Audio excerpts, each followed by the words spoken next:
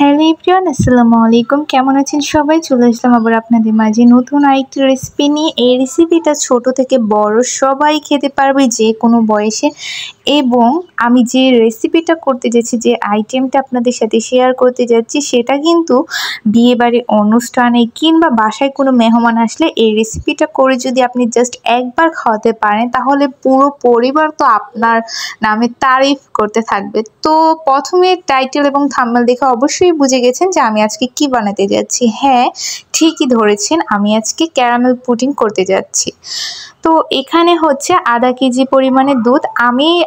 আমি একদম সরাসরি বলে দিচ্ছি, অনেকে মেজারমেন্ট কাপের পরিমাপটা বুঝতে পারে না, তো সেই জন্য আমি মেজারমেন্ট কাপের পরিমাপ বলছি না। এখানে সরাসরি আমি কত কেজি দুধ আছে সেটাই বলছি।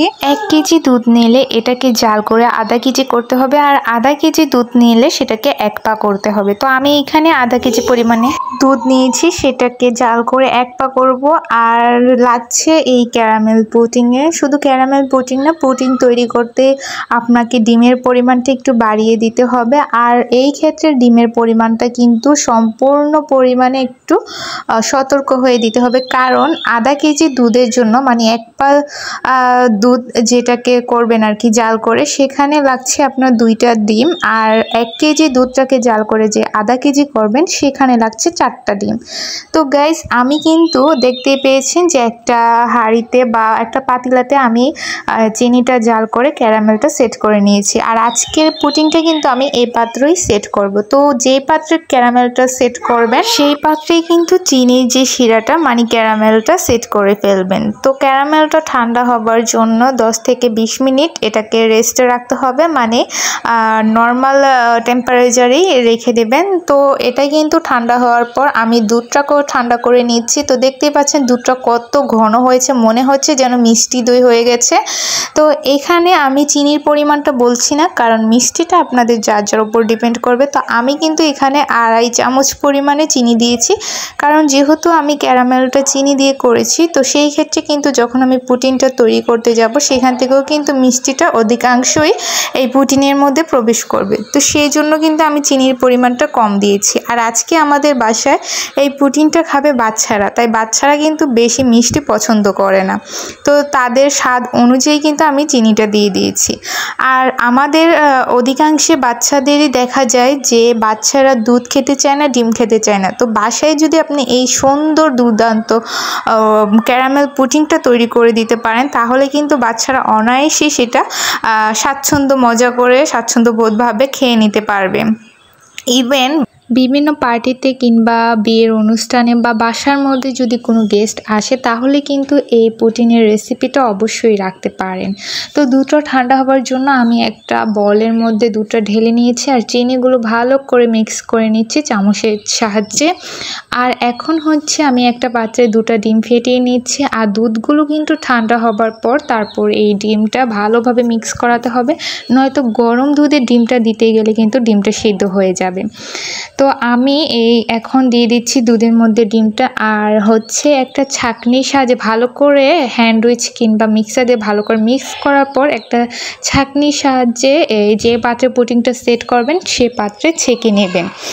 আর এখানে কিন্তু পুডিংটা ভালো করে ছাঁকতে হবে, নয়তো বা ডিমের যে লাম্পস থাকে বা দুধের সর, সেগুলো কিন্তু চালনি বা ছাঁকনির সাহায্যে না ছেঁকে নিলে পুডিংটা ভালো করে সেট হবে না, এবং দেখা যাবে পুডিংটা সেট হলেও ভিতর থেকে বাবলস আকৃতির কী যেন হয়ে আছে। তো এইভাবে যদি চালনি দিয়ে ছাঁকা হয়, তাহলে কিন্তু আমাদের পুডিংটা ভালোভাবে সুন্দরভাবে সেট হয়ে যাবে। তো এই তো দেখতে পাচ্ছেন আমি কিন্তু ছাঁকনি দিয়ে সুন্দর করে ছেঁকে নিয়েছি, আর যে পাত্রে আমি পুডিংটা সেট করব সে পাত্রতে কিন্তু ঢেলে নিয়েছি।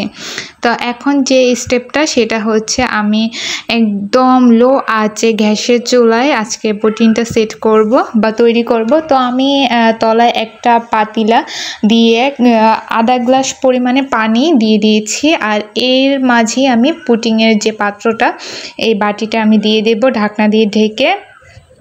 এই তো দেখতে পাচ্ছেন আমি কিন্তু একটা ঢাকনা দিয়ে ঢেকে দিচ্ছি, যাতে করে কোনোভাবেই এটার ভেতরে পানি কিংবা বাতাস বাষ্পীয় কোনো প্রবেশ করতে না পারে।